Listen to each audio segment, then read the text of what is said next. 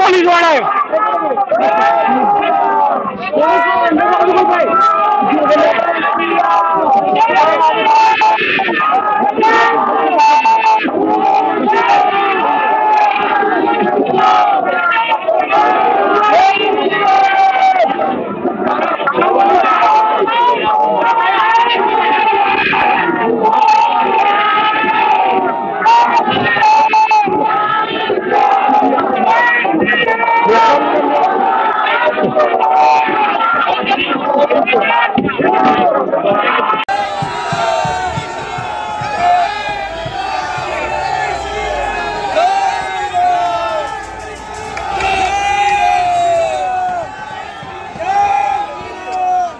નિવેદન કર્યું હતું તેના વિરોધમાં વિશ્વ હિન્દુ પરિષદ દ્વારા સર્વે સમાજને એક કાર્યક્રમ રાખવામાં આવ્યો હતો.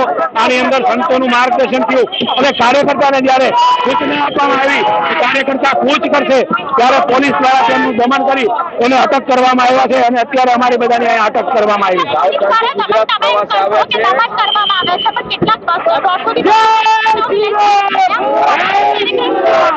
150-200 તો આપ કહો છો પણ એ સંખ્યા એથી 10 ગણી હશે એવું મારું માનવું છે કે 8 થી 10 બસોમાં કાર્યકર્તાને ભરીને લઈ જવામાં આવ્યા છે. 200-600 ટ્રક ભરીને લઈ જવામાં આવ્યા છે. ત્યારે અમારો રાહુલ ગાંધીને વિરોધનો અમારો કાર્યક્રમ યથાવત છે.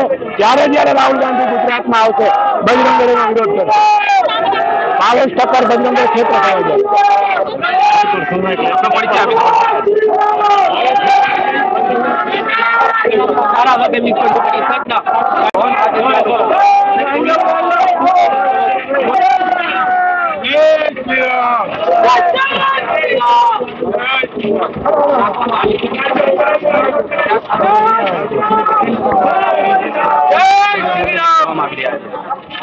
600 જેટલા લોકોને લઈ જવામાં આવ્યા. હજુ પણ આગળ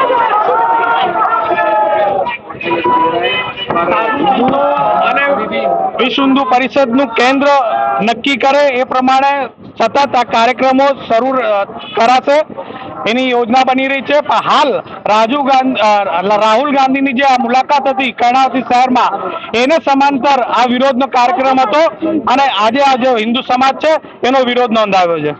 આ પ્રકારનો વિરોધ આ પ્રકારનો જ આ પ્રશ્ન સંસદમાં તમને લોકોને પૂછવું જોઈએ. આજે રાહુલ ગાંધીને મળો તો પત્રકાર બંધુએ પૂછવું જોઈએ કે આવા પ્રકારની ટિપ્પણી હિન્દુ સમાજ પર કેવી રીતે થઈ શકે, કેવી રીતે હિન્દુ સમાજ સહી લેશે.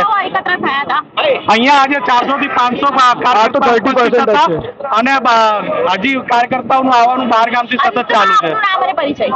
વિશ્વ હિન્દુ પરિષદ ગુજરાત.